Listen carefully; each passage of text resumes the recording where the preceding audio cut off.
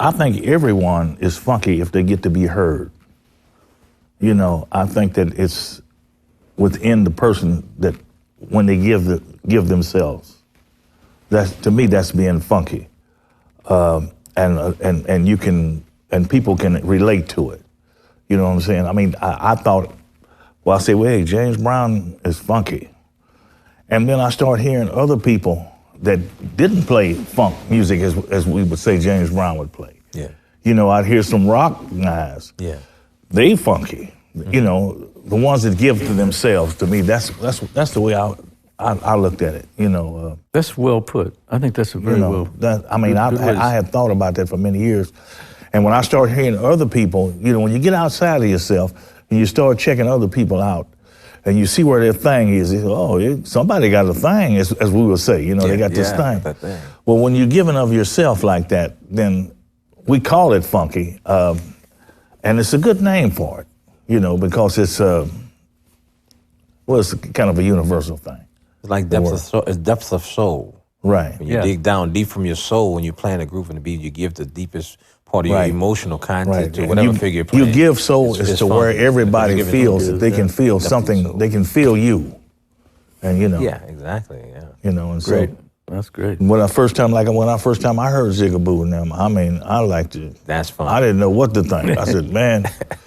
That's kind of beyond funk. Yeah, it was just, I could feel it. I could feel it, you know. Mm-hmm. I couldn't do it, but I could feel it. Yeah.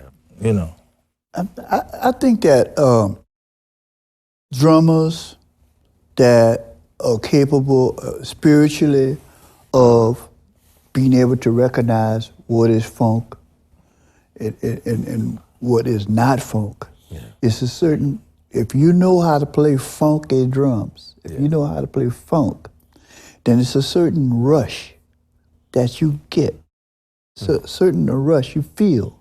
So when you hear somebody else playing funk, whether they have been labeled as a funky drummer or not, because you try to get that rush every time you play, then I think you connect spiritually. Yeah.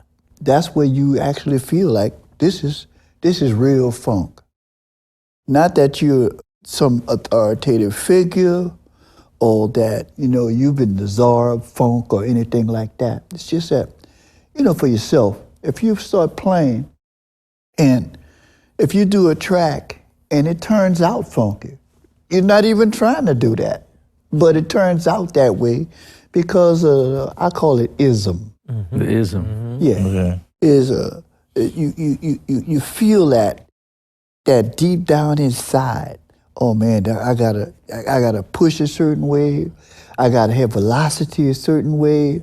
I gotta make this bass drum do a certain thing, and that's related to the snare drum, so it go push and pull. The dynamics of it. Just dynamically. Yeah. So you kind of, you know, your body English, and you know, sometimes you sit down on a drum set, and once your butt gets comfortable in the stool, and you could do everything, you could hit all of these drums the way you want to hit them, you know, you kind of know. Nobody don't even really have to tell you, oh, Jim, that's funky.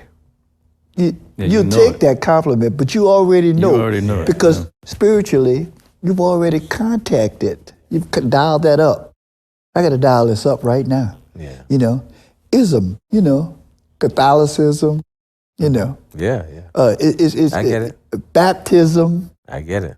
You know, it's one of them. It's an ism that I don't know if all drummers have that, or if all drummers even connect with that, or if cats really think that, you know, Zig, you're full of it. There's no such a thing. But I just think that when I'm playing and when I want to play some funk, I feel I have to call that up. Yeah. Yeah.